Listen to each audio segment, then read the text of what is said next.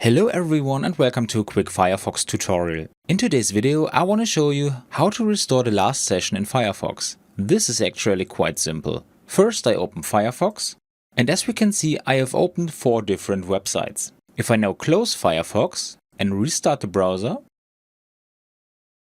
we can see that the pages are no longer open.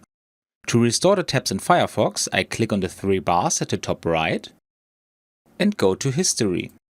Here I find the option Restore Previous Session, and by clicking on it, we see that all my tabs from the last session are restored.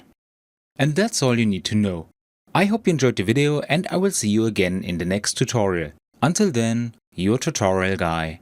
Bye!